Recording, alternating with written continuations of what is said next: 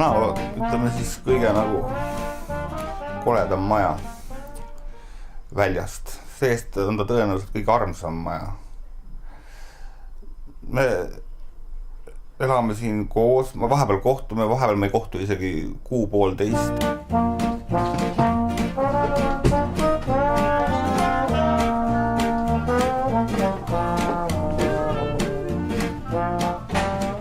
Tšau! Kuule, kas suits on nüüd kätte?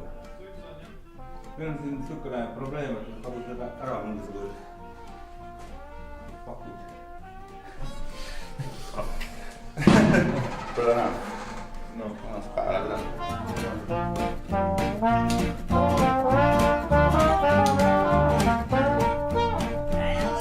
Aga see on nagu väga tavaline, et inimesed uksed on lahti, inimesed jooksevad sisse välja, siin lapsi käib hästi palju. See on väga mõnus.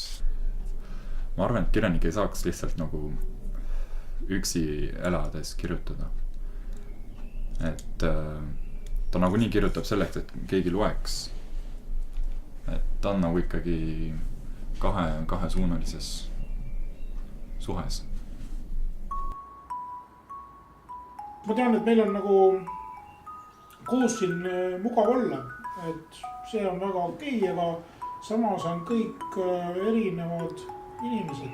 Et kas kirjanik on üksiklane, et ta, no eks ta introvertne inimene natuke võib olema, sest see on väga üksildane tegevus.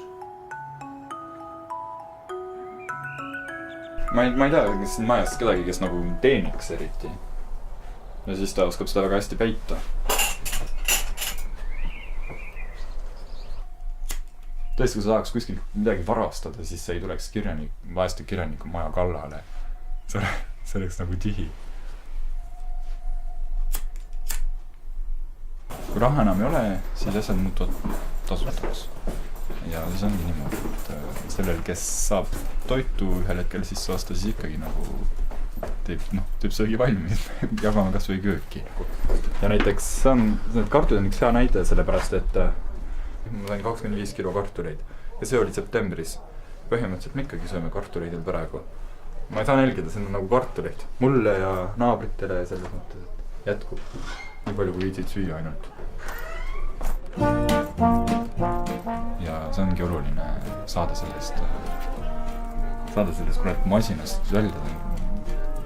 See, kuidas sa ütled, rotiratas. Siin on kõik rotiratast välja saanud või kukkunud.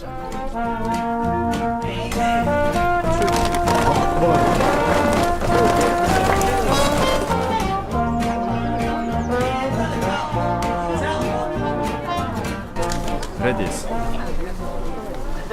Mais, juunis, peenrale võib teha korduskülve.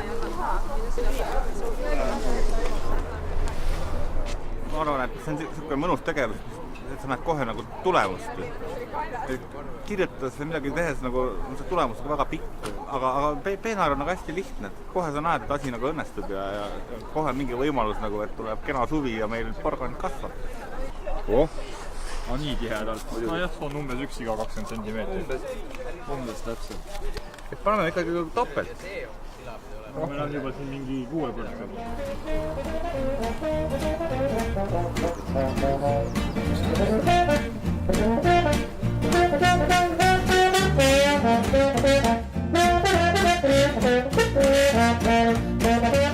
Vana meeskord mänguhobust kokku tinutas, parandas mu lemmikut väikest tinast täkku. Ei hirmutanud papsi absoluutselt imedus, saatis dokumendid kohta, mida sajad.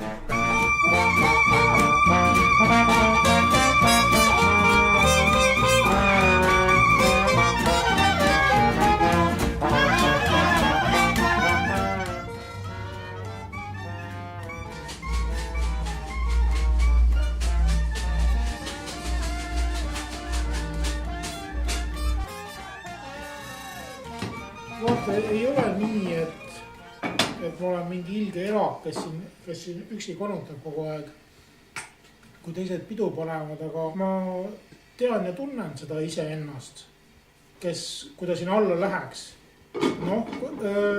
See aeg võib mööda minna.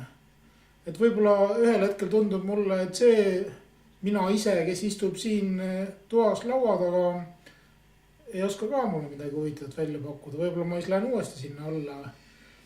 Teen pudeli lahti ja ütlen juhei ja viskan riidud maha, lähen sauna. Ma arvan, et seda õhkkonda kirjanikud tulevadki siin otsima. Et kui saunalõhk tuleb trepist üles, siis järelikult on saunapäev. Siis saame kõik kokku. Siin on väga kerge lihtsalt tuld alla panna ja inimesed on koos suhtlevad, arutavad. Ja kuna palju inimesed tulevad ja elavad siin vähe aega, siis hästi palju mõtteid käivad ka.